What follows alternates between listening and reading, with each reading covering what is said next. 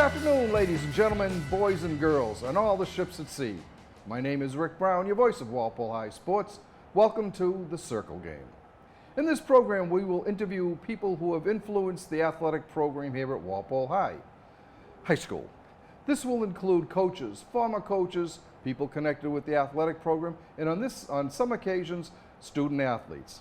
Our guest today is someone you probably have seen at Walpole High School home sporting events and many road games, but don't know who she might be.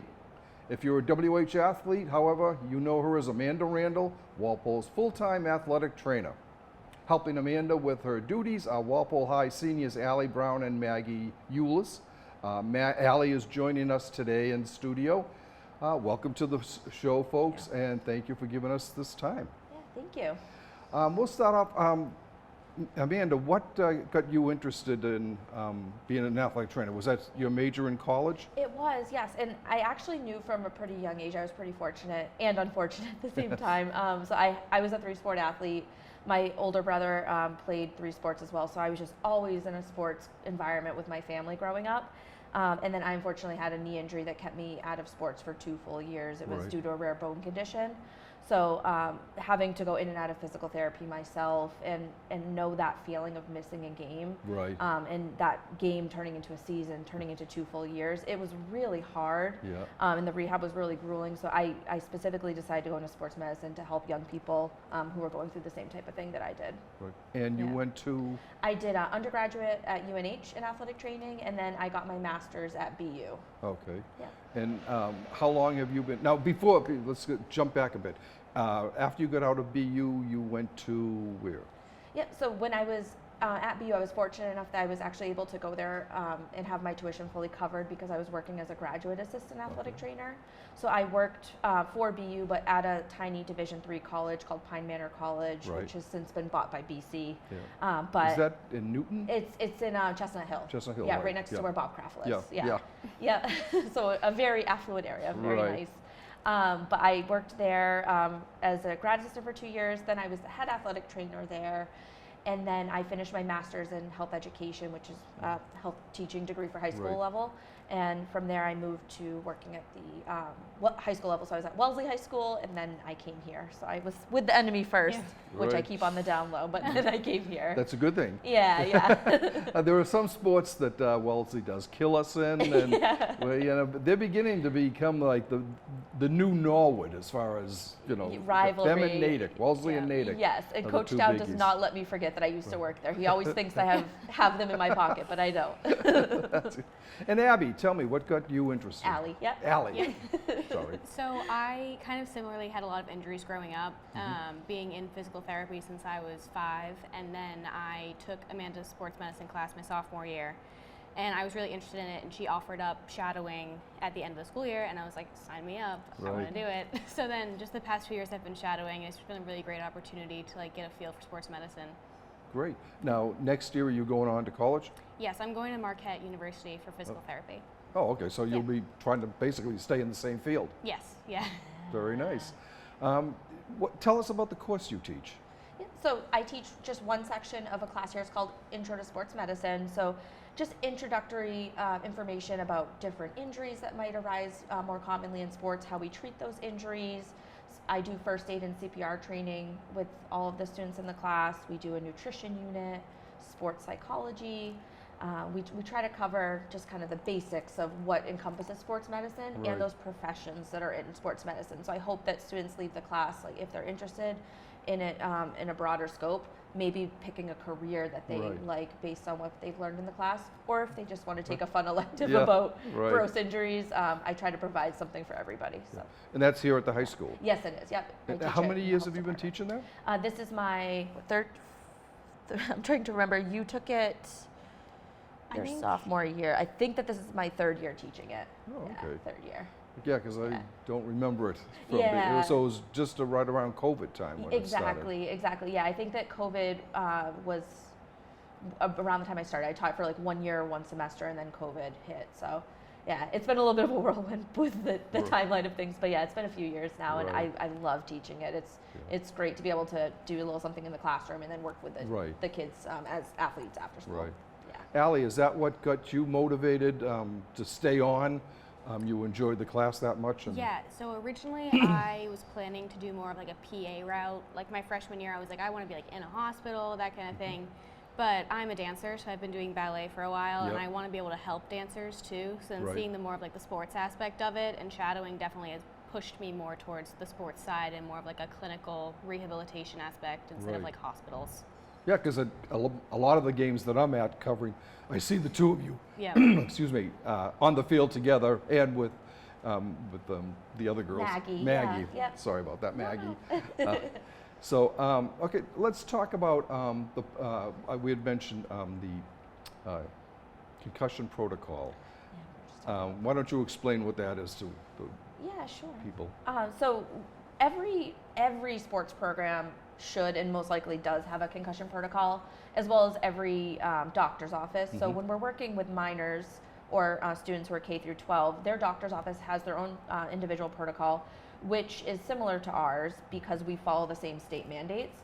So if we suspect a concussion as athletic trainers, we pull the athlete off the field and we do some sideline testing with them. So the protocol isn't necessarily just putting them in hold and having them go see the doctor and get cleared by the doctor. The protocol is actually the gradual steps that they take Right. once they're 24-hour symptom free, and we slowly work them back into their sport, because it would be irresponsible of us if they said, hey, I feel great, and we don't do any Right. further testing, or just put them right out there back in the game, because we know that increasing heart rate and putting them through those sport-specific activities can sometimes make symptoms come back Right. that they might not necessarily feel when they're just resting. So the protocol is 7 steps, so it takes about a week once somebody's 24 hours symptom free, and it might include the first day doing something really light like walking or slow jogging for 5 to 15 minutes, and then the next day they're doing a little bit harder cardio workout that incorporates more head movement, Right. and then they're doing more sport specific activities, like maybe they're actually back on the field or on the ice at that point, just doing some non-contact stick drills or throwing, and then they have to do a partial practice without going live, then a full practice. Right. Then they take their impact test, which they have already taken before they were concussed their freshman and junior year, and then they're cleared for a game. Right. Going So- back to that freshman and junior years, Yep. all athletes at Walpole High get a baseline Yes. for concussion ability or whatever. Yes, yeah. So, and the reason that we do that is because when we do this, it's called the impact test, is the program that Okay. we use here. We take it, or the athletes take it, because it looks at your memory, your concentration, and your reaction time, because those are 3 areas of the brain that might possibly get affected if somebody has a concussion. Right. What can be tricky about that, though, and the reason we do baseline testing, is that you might yourself not have a great memory. I don't know. Right. Maybe you have a great memory, Rick. I don't know. Maybe not. But the point being is some people may not have a great memory at their Right. baseline. So we want to test that to know what your individual score is, so that if I just gave it to you and you tested poorly on memory, that's not necessarily fair, because I can't say, oh, you have a concussion because your Right. memory's not great. I know from looking back when you took it at your baseline level that that's something you might have struggled with before. So we know that students who have ADD, ADHD, memory issues, testing anxiety, depression, dyslexia, because there's actually some color-based Right. questions Yep. too. So if they're colorblind, that's another thing on there Yeah. as well. And then the number stuff for dyslexia. So we're keeping all of those things in mind and using that to form that baseline with the impact test. Right. Yeah. That's interesting. Yeah.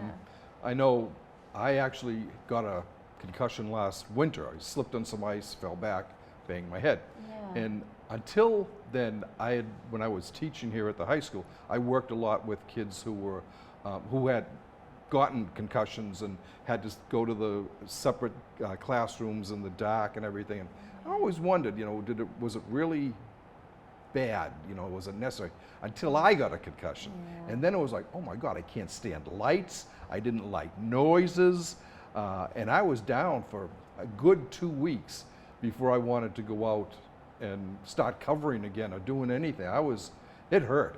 It Yeah. really does hurt. I was really pretty amazed at some of these guys and girls that come back so fast. Yeah. I was like, man, you've got to have a lot of strength there to be able to do that. Yeah, it's Or so not hard. care, right? Yeah, no, and that's, I think the education around concussions, and you would probably agree, has improved so much. Oh, yeah. I know that even I mentioned my older brother who played sports, so he was playing a game one time, and a kid, a base runner, had a pretty bad collision running from first to second. and that kid was down for the count, really out of it.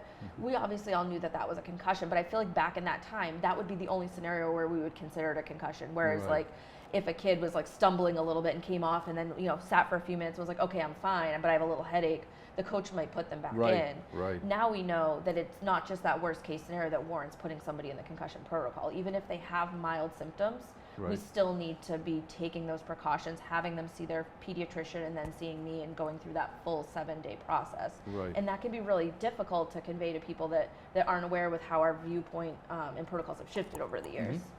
I did notice my son played hockey and football here at the high school and had played hockey for many years before that. And I was amazed at how much heavier and stronger the football helmets were than hockey helmets. And because I had always thought his hockey helmet was pretty solid, and it was a good helmet, solid and everything. But once he came to the high school and he put on the football helmet, it was like, this is twice as heavy, a lot more impact resistant. And I know that in hockey now they have gotten new styles, and they're always working with the latest to update the safety of the helmets on hockey too. Yes, yep, they really have worked to improve all the equipment, the techniques of the players, the strength and conditioning of the players, all of those things to hopefully prevent all injuries, including concussions. And I've shared with Allie many times, you're probably going to know what I'm going to ask you, my favorite fun fact about helmets. Yep, they don't prevent concussions. They Yeah. only prevent skull fractures. Oh, really? Yes. No Yep. kidding. So I think that in some ways, and I've mentioned this to her and to my classes, in some ways I think that bulking up the helmets has almost given people a false sense of security, because you feel like we have this new safety equipment so we can hit each other head to head harder Right. and be less likely to be concussed. But if you think about your brain, it's in your skull, it's pretty Right. soft, malleable tissue Yeah. that's surrounded by fluid. So even that whiplash motion, even if you don't hit someone head to head, even if someone gets hit like right in the chest and then Right. they whip their head Yeah. back, you're still very likely to have a concussion if you have a hard impact. And helmets don't prevent that in any way. They Right. are preventing the external, like skull fracture and facial Yeah. injuries. So that's another PSA that I've Yeah. really That's- tried yeah, to get out that's- there. I So had never thank you for known this that. platform. Right. Yeah. Not a problem. I'm glad you could do this. Yes, yes. Let's skip ahead to other injuries. At the high school here, what is the most common injury you see? What do you think we see the most, Allie, here? Ankle sprains. Ankle sprains? Good amount of ankle sprains, yeah. Yeah. Yeah, I would agree. And I think that statistically that matches up, because ankle sprains are probably the most common, or Right. are the most common acute injury. Around 75% of Yeah. new injuries that I see are ankle related. Right. Oh, Yeah. that's interesting. I would have thought knee. Knee is a close second, and Yeah. obviously more catastrophic Right. in most cases than an ankle injury, but ankles are more common. Yeah. Yeah. Oh, that's interesting. Yeah. Now, on ankle injuries, knee injuries, shoulders, how long do you expect the player to be out? Is each individual injury determine how long that they will be? Like, if, say, the quarterback on your football team gets an injury, and you know he gets hit a lot playing, or the running back, would he be out longer, do you think, than a lineman who might get?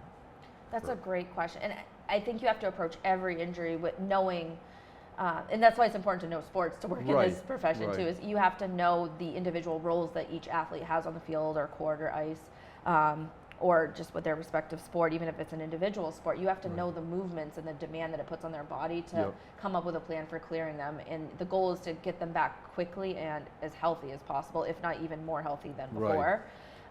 And it depends on the athlete's, willingness to like commit to the rehab program that we're giving them. If they're coming in every day and doing rehab with us and not just popping in every now and then asking if we can tape it, and they're never working on strengthening, Right. the chances of them, hurting it again are pretty high. Also, it depends on their nutrition and their sleep habits, which I think are often overlooked, especially Right. with this age group. Right. So that will have a huge factor in your rate of healing if you're eating well and sleeping well. Right. And just a good communication line between the athlete and myself and the coach and the athletic director. We all work together to ensure that we're getting an actual read of how the Right. athlete's progressing and that they're being honest with us. Right. So, Yeah. if an athlete does get injured on the field or court, wherever, How often do they come in to see you? Every day while they're rehabbing? They should. In a perfect world, they would come in every day. And Allie's laughing because Yeah. we're often chasing people down after they come in for maybe one or 2 days of rehab, and then we Yeah. never see them again, and their Oh, yeah. injuries miraculously better. And I think that sometimes there's a fear that if they come see me, I'm going to hold them out, but when they're actually ready to play. Right. And Allie, being a student, I think probably hears in the classroom some of those Yes. fears and frustrations even Yeah. more than I do. Yeah. Yeah, but we do our best to get them out there, like I said, as quickly as possible, but just make sure Right. that they're healthy. Yeah, Yeah. that's good. Yeah. Is there one season or one sport that you see more injuries than others? I will let Allie answer this question because I think there's an obvious answer. And Yeah, the fall is the busiest by far because Yeah. that has like the most like athletes Right. out of any of the seasons. Yep. Football, I think, definitely gets banged up a lot. They definitely have the most people that come in to get taped before games and whatnot. Mhm. I think the most like chronic injuries or like long-term injuries I see more like with like runners. I feel like Oh, runners yeah. like shin splints or Right. just like that kind of like foot pain that they come in with more. But I feel like the winter is like a little less busy. Yeah. Knock on wood. I know. Yeah. But the fall definitely is Fall, a lot. yeah. That was probably partly too because for the summer, a lot of the student athletes are just relaxing. They're not playing their sport, and they come back and think that, oh, I can pick up right where I left off last season, and they're not stretching. They're not, giving their body time to break back in to the sport. Exactly. Yeah. And I think a lot of coaches make an effort to give students or student athletes off-season workouts or preseason Right. workouts, and then when they come in, you can tell which ones have been working Yeah. out over the summer, which ones have been hanging out in the air conditioning. You're right, yeah. Yeah. It quickly shows, and I think that I think they rely on their youth sometimes a little too much, that they can bounce right back, and it's a shock when they can't. Right. Yeah. Are you surprised at the number of injuries that you see? Is it more than you would think or less than you would think?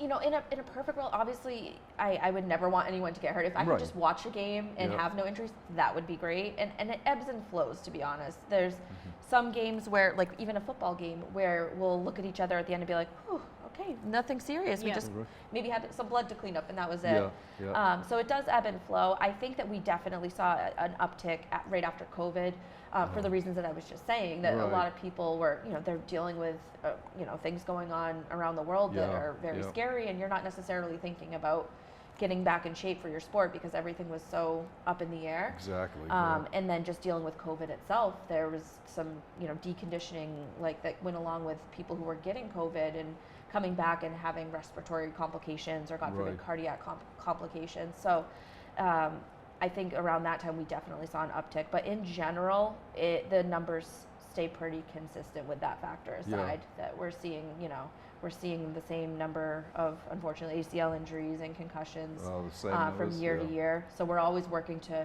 get education out there and prevent those things as much as possible. Right. And for the contact sports, a lot of them, do you see the equipment getting better, that the schools are able to get or that are out there for the public to use? Yes, yeah, I certainly do. I think that it helps with, the funding that different programs have both in our school and surrounding communities. Right. Funding is what's going to get you the best equipment out there and newer equipment, because if you're using, if you're Yeah, using older right. pads, older helmets, even footwear is huge with injury prevention. So I think that as all of those things, are accessible for communities and Walpole specifically, then that will help with injury prevention overall. What is your feeling on artificial turf versus natural I was grass? wondering if you could ask that. Well, if you ever have Mr. Dowd in here, you can ask him that question, because him and I have had many heated discussions about this on the sideline. So my thought is that, back in the days when we had AstroTurf, that is inarguably very, very high rates of ACL injuries. It Right. was very slippery. Yep. There were a lot of, non-contact injuries with that AstroTurf. Turf, however, has improved a lot over the years. But even turf to turf, there's still some differences, Right. right? Like you might go out there one day and it's really humid and this turf is really sticky. on days like that, you might maybe as a player want to take note of how that surface feels, Yeah. because you might be more apt to have your foot kind of get stuck as you go to pivot. Right. And so it varies so much. And a perfect, healthy grass flat surface is probably better. Mhm. But if Natural grass. natural grass, Yeah. is probably better because it has less friction and it's less. We have turf burn's a pretty common thing, or Right, turf yeah. toe, just getting, like I said, stuck on there, or just scraping your body across it when you're falling. But again, not every natural grass field is the same. Right, You're going to have right. mud, you're going to have potholes. Yeah. There's all these different factors that go into it. So Right. it's such a hard thing to study, which is why the studies are inconclusive. Yeah. And I think they also might be inconclusive because there's a big money incentive to install these Right. turf fields, because Yeah. games can still go on in the rain when you have a turf field Yeah. versus a grass field. You mentioned that they get slippery. I've noticed that, especially if you can tell if the field is new. Like when our new field went in a few years ago, Yes. I was walking across it and it seemed a lot slipperier than the old one had been. But even going, like I said, going field to field, you can be crossing some field a lot slipperier with shoes on or sneakers Yeah. than with the cleats. But it's you Yeah, can see how it's hard to keep your It's footing hard, sometimes, yeah. right? Yeah, it varies so much. So it's such a hard question to answer. Right. That I say all of that to not give you a straight answer. I didn't because mean to there put you is- on the spot. No, you did not. But there's just I don't think that there is a conclusive answer because there's Right. so much variability. Yeah. Well, that's good. Yeah. If you were to tell the student athletes a number one or two idea of how to stay healthy, what would that be? It would be get your 8 to 10 hours of sleep a night first and foremost if you can. I think that a lot of our students aren't sleeping enough. I just see that, and they're not eating well. Like maybe you're skipping meals, or you're trying to go for a certain body type, or you don't have access to healthy foods, or you don't have time, like all these different reasons. But I think eating well and sleeping first and foremost are like the number one hopefully controllable ways that you can set yourself up for success and staying healthy and recovering from injuries faster. Secondly, or come in for rehab. Right. And don't rely on tape to be the thing that heals you, or bracing. Yeah. And lastly, just have fun with your sport and have fun with the environment of being there. Even if you're injured, enjoy being around your teammates, Right. enjoy that environment, because that was something that really helped me through some tough times in high school Right. when I was injured, just being around my friends and continuing to be a part of the sport even though I wasn't playing. Right. I think Yeah. you can see that a lot of the times. I know you'll know an athlete is injured, and you'll see him on the sideline, and you'll see him Yeah. at practice going, he can't compete or she can't compete, but they're there, like you said. Yeah. There's team. There's no I in team, and if you buy into the team thing, you want to be there. You want to encourage your teammates out there, and you want to see. You can pick up just by watching, a new play that's been put in. You can't run it yourself, but okay, I know what to do in this situation. Yeah. Can I have Allie answer that question Yes. too, to see if you have? Yeah, I definitely agree with sleeping, because as a student that takes like AP and honors classes, like there is a lot of homework that is given. Right. But that's not something you can really negotiate with teachers of like, oh, I have a game, because school obviously comes first. Right. But giving so much homework and having that with practices and like family time, I think it can be hard to get yeah. like 8 to 10 hours of sleep, but that's definitely important. And then cross training, I think, is important. Like if you're lifting or if you're doing some sort of other exercise that isn't your sport. Because Right. I think if you're doing just one sport all the time, you're recruiting the same muscles, and then those muscles Right. don't protect themselves, like, or protect your joints as easily as they could if you had other movements in there to help you strengthen. So I think strengthening all year round, not just during your season, and then sleeping and nutrition. Right. Yeah. Now, dance. You said you're in dance, Yes. and that would be one that I would think would put a lot of strain on your legs and knees, or is it your entire body? Yeah, so I actually can't dance anymore because of injuries to knees and hips. It's definitely, ballet is not a natural Right. thing. Cross training is super important for dancers, like if you want to do lifting or like CrossFit, running, whatever, because ballet is not running, it's not Right. catching something or throwing something, so it's putting your body in like these extreme positions that it's like not supposed to do. So then the muscles are. When you run your toes like that and you're ballet, it's like, how do they do that? Yeah. Practice. Yeah. Lots of practice. Yeah, I'll bet. Repetition, which also causes injuries. Yeah, lots of repetition. Right. So. Well, good. That's good. Well, I'm glad you're able to join us here, and I appreciate your time you gave up for us. And thank you for all your information. Do you have any closing comments you'd like to make? I just really appreciate you having us on here. And Yeah. it was fun. It was good, and I hope it was a little informative for you and for everyone Right. watching. And if anyone ever wants to talk shop about any of these things, please come and find me, because I'm always trying to get the information out there, and I love what I do, so I'm always happy to talk shop. And what room are you in? What's the number? Is it I'm right next to the health rooms. I think it's A248 A2, right? or 246. Yeah. It's In A246. the lowest section of the high school? In the basement. Down in the basement, next to some of the other classrooms down here, and the Walpole Media Studio. Yes. So if you need any help or you want to discuss anything, oh, before we go, I have one more question. Oh yeah. Students that get hurt not playing a sport, like outside, are they able to come and see you? On a case-by-case basis, I'll see them. If it's something that's more orthopedic related and the nurses see them, they will a couple of times a year, I would say, like, hey, I have this student that came in, can they see you first, and kind of Right. determine if they need to go to urgent care or go see an orthopedic doctor. So I could definitely be kind of the gatekeeper for students or teachers Yeah. who stop by to kind of determine what the next step should be. Right. Yeah. Well, again, thank you, Allie and Amanda, for coming here and giving us your expertise on sports injuries and how to prevent them. So, I would like to thank you all for watching today's show. Once again, this is the Circle Game. We have it on every so often. And if you have anybody that you know that you would like to see interviewed on TV, give us a call at the studio. Talk to the executive director, Tamara Green. You can email her at tgreen@walpolemedia.tv. Thank you once again, and we'll see you on the field. We can't return, we can only learn.